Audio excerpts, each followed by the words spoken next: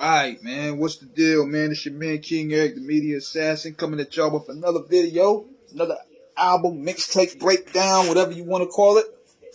And this week, we're going to be talking about the Mobb Deep West Coast mixtape that came out in 2004, I believe. Now, this came out around the time where Mobb Deep was considered free agents, and I think they were using this as a vocal tool to promote Amerikaz Nightmare. See what was going on. Now, this could be either before or after Amerikaz Nightmare. I'm not really sure the date right now, but clearly the direction going to Amerikaz Nightmare was they're trying to tap into different markets. I remember when I was listening to Littles, big shout out to him. He was up on K Slay and he was explaining about being Mobb Deep's manager, and he was explaining to K how to market Mobb Deep, how his strategy was in marketing Mobb Deep.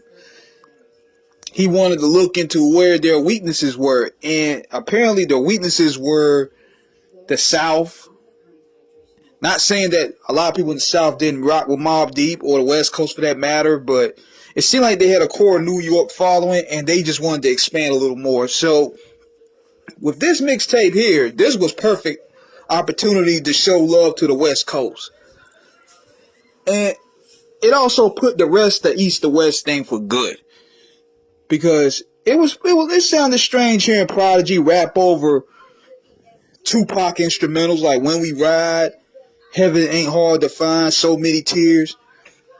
But this was also an album where P had a lot to get off his chest. Like, he had issues with Sherm the Worm. He had issues with a lot of the people from Queensbridge. I think he threw some shots at Nas up there. They were basically dissing a lot of people up in this joint here. But they ripped those West Coast instrumentals to shreds, yo. One of my favorite ones up there was the Friday joint, where they had Illa G and Big Twins up there. And of course, man, of course you had with P. His flow changed up a little bit, but the content was still there. Havoc really showed out on this mixtape here. And also, this was around the time where I think they were clicking up with Corrupt and 40 Glock and J.O. Felony, and they were going to do the Rifleman group. So, there was a lot of West Coast politicking they were doing at the time. But this joint here, if you can find it, is definitely worth the download. Because it's interesting hearing these guys rap over West Coast beats, especially when they was at the helm of that East versus West beef. So, it was pretty interesting to hear.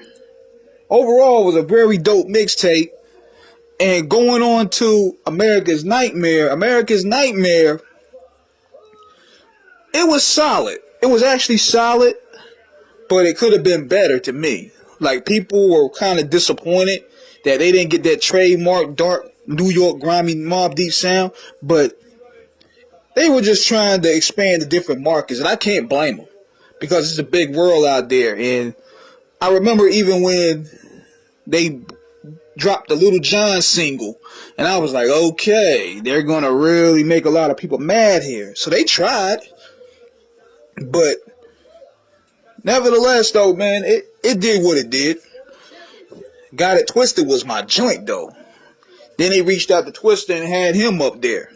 Then they had Nate Dogg on a few joints, I think. Then I had Kanye West produce some. So it was pretty dope. It was also a pretty solid thing. But the Mobb West Coast joint, definitely check that out if you can find it. It might be on that Piff still. If not, try to stream it off YouTube. So this is King Eric. Let me know what you guys think. Subscribe with the like button. Peace.